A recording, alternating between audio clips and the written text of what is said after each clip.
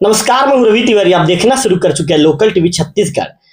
क्षेत्र में जितने भी हिंदू सम्मेलन के कार्यक्रम हुए, लोकल टीवी ने प्रमुखता से हिंदू सम्मेलन के कार्यक्रम को कवर करके उस कार्यक्रम को लोकल टीवी के दर्शकों तक पहुंचाने में भी हमने महत्वपूर्ण भूमिका निभाई थी। आज एक कार्यक्रम के विषय में बातचीत करेंगे, अमली पदर के कार्यक्रम के विषय में। ये कार्यक्रम भव्य भी रहा और यहाँ पर भंडारे की व्यवस्था भी वहाँ पर लोगों को की गई थी, भोजन की व्यवस्था भी की गई थी। करीब 1000 से ज्यादा लोगों ने वहां पर भोजन भी किया और कार्यक्रम में कई गणमान्य नागरिक भी शामिल हुए। कार्यक्रम की जो मुख्य जिम्मेदारी थी मनीष सिन्हा जी के कंधे पर थी और सिन्हा जी ने उस कार्यक्रम को सफलतापूर्वक उस कार्यक्रम को संपन्न भी करवाया। तो आज लोकल टीवी के दफ्तर में बीजेपी के युवा नेता और कट्टर हिंदुवादी नेता मनीष सिन्हा जी मौजूद हैं। सिन्हा जी से बातचीत करेंगे और कार्यक्रम के विषय में विस्तार जानकारी लोकल टीवी के दर्शकों तक पहुंचाने का काम करेंगे। सिन्हा जी, आपका लोकल टीवी में स्वागत है। जी महाराज, प्रणाम। सिन्हा जी, जानना चाहेंगे कि आपके अमलीपदर में जो हिंदू सम्मेलन का कार्यक्रम 2 या 3 दिन पहले संपन्न हुआ है, किस तरह का कार्यक्रम था? सिन्हा जी, कार्यक्रम में मुख्य अतिथि के रूप में किसकी भूमिका थी, कौन कौन पहुंचे थे? लोकल टीवी के दर्शकों को बताइए। जी, सर्व समाज हिंदू सम्मेलन और सांस्कृतिक कार्यक्रम का आयोजन हमारे अमलीपदर, ग्राम अमलीपदर माटी महतारी में 1 फरवरी को दिन रविवार के दिन संपन्न हुआ। यह आयोजन में हमारे मुख्य अतिथि के रूप में आदरणीय संत उदयनाथ बाबा जी उपस्थित हुए।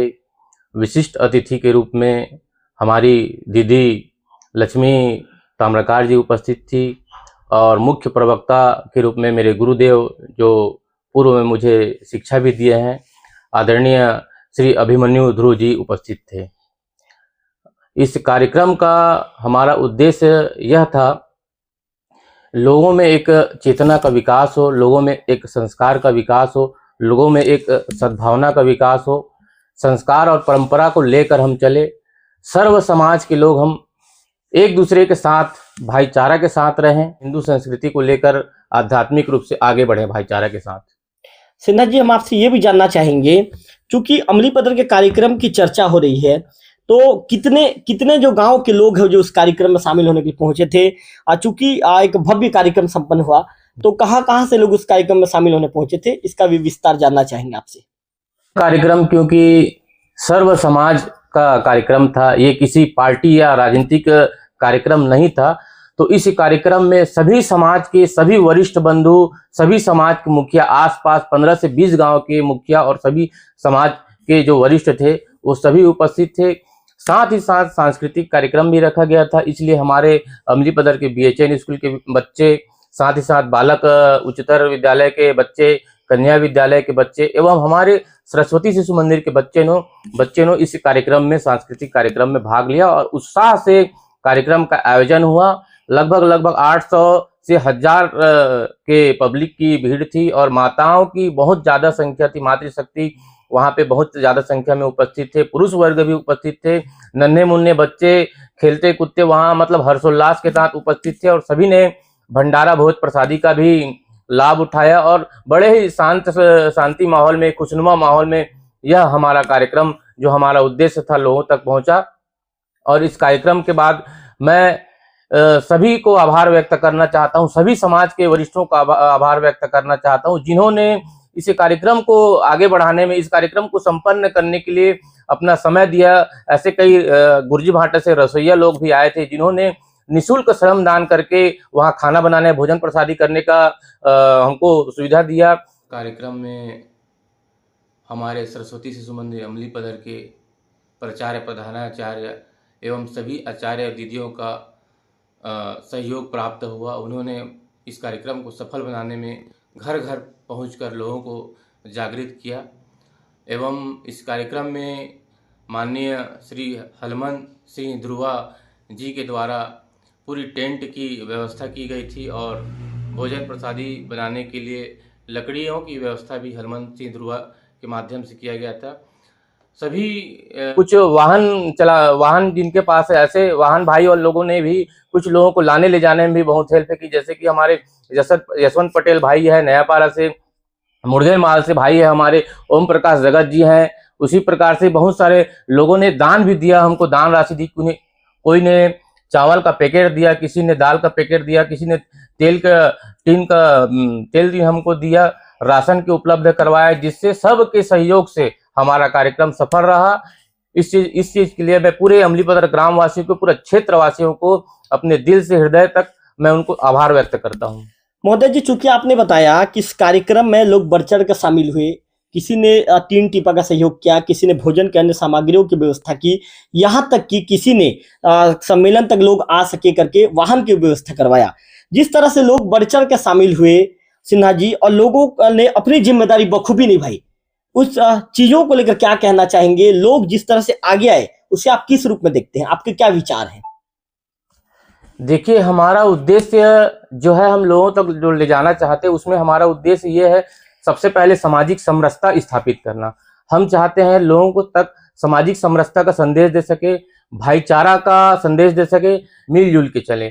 दूसरे हमारा एक उद्देश्य है कुटुंब प्रबोधन। कुटुंब प्रबोधन का विषय ऐसा है कि आज के समय में भाई भाई अलग होते जा रहे हैं। जैसे हमारा एक बड़ा परिवार रहता था जी, बड़ा परिवार रहता था, सामूहिक परिवार रहता, वो धीरे धीरे छिन्न भिन्न होते जा रहे हैं। हम लोग कोई रायपुर में है, तो कोई अमलीपदर में है, तो कोई गरियाबंद में है, तो कोई दिल्ली में है, ऐसा हम लोग बढ़ते जा रहे हैं हमारा हिंदू परिवार।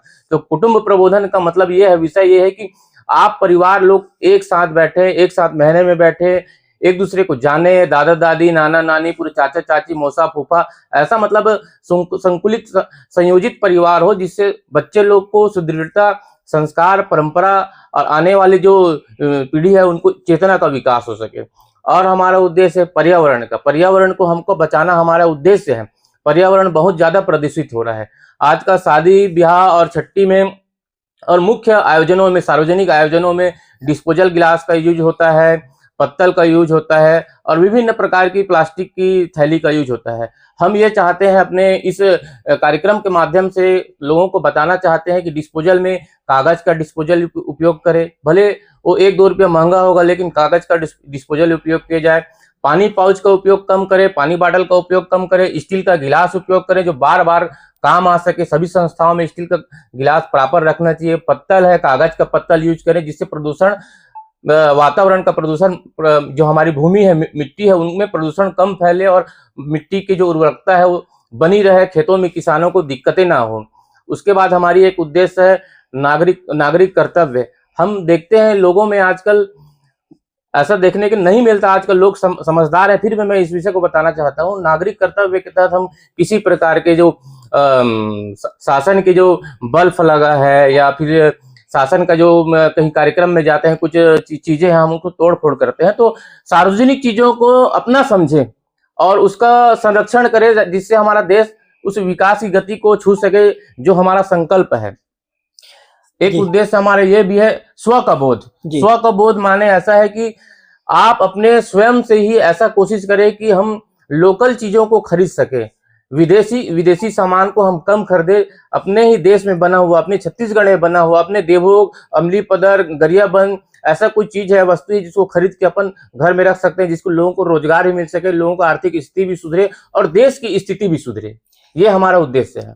सिन्हा जी, एक अंतिम सवाल आपसे पूछना चाहूंगा महोदय। चूंकि लोग अपने जन्मदिन में होटल तक जाते हैं, होटल में जाके पार्टियां करते हैं या होटल में जाके बर्थडे में केक काटते हुए नजर आते हैं, लेकिन सिन्हा जी, मैम ने आपके कार्यक्रम में देखा था कि आप सबसे पहले आप अपने कार्यक्रम को लेकर पहुंचे थे कांटसर की गौशाला में। आपने गौ माताओं की वहां पर पूजा अर्चना की। उन्हें पहले आपने सिन्हा जी कुछ फल खिलाए। फल खिलाने के बाद आप बाबा जी के आश्रम, बाबा उदयनाथ जी के आश्रम में बैठे। इसके बाद आप लौटे सिन्हा जी इंदा गांव में। इंदा गांव में आपने फौजी भाइयों के बीच में अपना जन्मदिन मनाया, उनके साथ आप वहां पे कुछ घंटे रहे। तो सिन्हा जी, जिस तरह से समाज सेवा का भावना आपके अंदर है और पिछले कुछ सालों में अमलीपदर क्षेत्र में एक कट्टरवादी हिंदू नेता के रूप में आपकी छवि उभरी है, उसे लेकर क्या कहना चाहेंगे सिन्हा जी? सिन्हा जी, चूंकि आपके गृहस्थ जीवन आप जी रहे हैं, तो आपके ऊपर घर परिवार की जिम्मेदारी भी है, आपको अपना व्यापार भी देखना पड़ता है और सिन्हा जी हिंदुत्व के काम के लिए भी आप लगे रहते हैं। पार्टी, बीजेपी पार्टी से आप जुड़े हैं, उसके काम के लिए लगे रहते हैं। तो सिन्हा जी, उतना समय आप अपने लिए कैसे निकालते हैं और समाज सेवा के कार्यों में आप आगे रहते हैं, इसे लेकर क्या कहना चाहेंगे? देखिए, जहाँ तक समाज सेवा की बात है, तो ये मैं पहले भी आपको बता चुका हूँ कि एक दृढ़ संकल्प होना चाहिए, एक गुरु का आश्रय होना चाहिए, माँ बाप का आशीर्वाद होना चाहिए।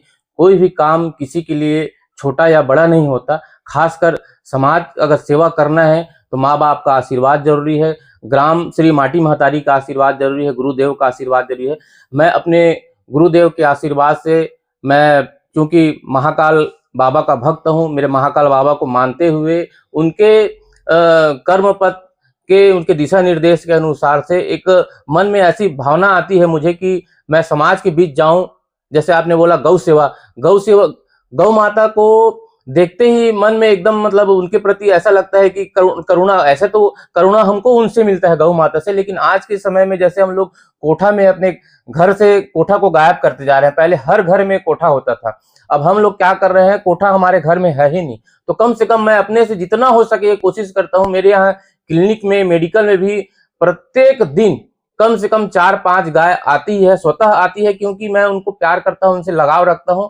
तो मैं गौ सेवा का कार्य निरंतर जारी रखूंगा और लोगों को भी ये बोलूंगा, प्रत्येक सनातनी बंधु को, प्रत्येक समाज, हिंदू समाज को बोलूंगा कि आप जहां भी कहीं रहे, चाहे एक दुकान में रहे, एक ठेला में रहे, गली में रहे, मोहल्ले में रहे, गौ माता जहां भी दिखे आप उनको स्पर्श करके, उनको प्रणाम करके 2 केला 2 बिस्किट भी खिला सकते हो, तो वो आपकी सेवा कहलाएगी।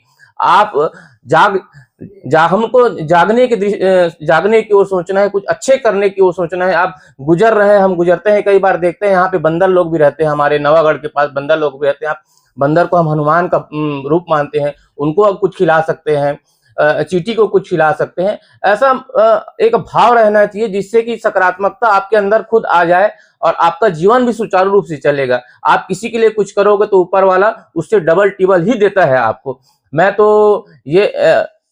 मैं यह सब करने के बाद लोगों को यही कहना चाहूंगी कि जीवन भाग दौड़ की जिंदगी है। अगर हमको कुछ पल अच्छा करने के लिए मिल रहा है तो बिल्कुल आप आगे आके अच्छा कीजिए। बिल्कुल। तो आप डॉक्टर मनीष सिन्हा जी को आपने सुना, बीजेपी के युवा नेता हैं, कट्टरवादी हिंदू नेता हैं। उन्होंने बहुत अच्छी बात ये कही, यदि किसी के लिए आपको कुछ करने का मौका मिले तो बिल्कुल उस मौका को मत गंवाइए। आपकी एक छोटी सी मदद क्या जाने किसी की जान बचा सकती है। आपकी छोटी सी मदद किसी के लिए एक ऐसा यादगार लम्हा बन सकता है कि व्यक्ति आपको जीवन भर ना भूले, या आपकी छोटी सी मदद किसी की जीवन की तस्वीर और उसकी तकदीर भी बदल सकती है। तो निश्चित तौर पर डॉक्टर मनीष सिन्हा जी ने जो अपील की है, जिन बातों को आप तक मैसेज के माध्यम से पहुंचाया, उन बातों को गंभीरता से लीजिए और उनके बताए हुए रास्ते पर आपको भी अनुकरण करते हुए, उन बातों को भी आपको आत्मसात करते हुए आगे बढ़ना है। तो निश्चित तौर पर आपको उसका भी जो है प्रतिफल है एक अच्छे रूप में मिलेगा। कहते हैं ना, यदि आप किसी के लिए अच्छा करने जाएंगे तो आप ऊपर वाला भी आपके लिए अच्छा करेगा। तो इन बातों को ध्यान में रख कर काम कीजिए और हमेशा सोचिए कि मुझे किसी न किसी व्यक्ति के लिए अच्छा करना है, मुझे समाज का कल्याण करते हुए आगे बढ़ना है। फिलहाल इस इंटरव्यू में इतना ही। अगले इंटरव्यू में फिर होगी आपसे मुलाकात, तब तक बने रहिए लोकल टीवी छत्तीसगढ़ के साथ।